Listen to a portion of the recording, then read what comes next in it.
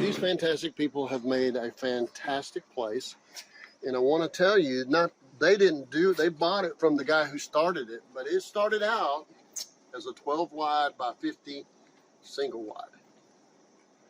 Right down here, and then added on to, built roof over it, and it's turned into this beautiful place.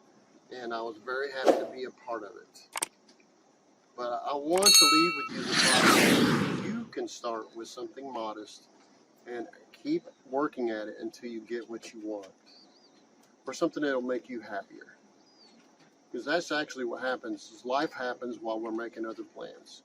And I hope you have wonderful things happen to you while you're making other plans. See you later.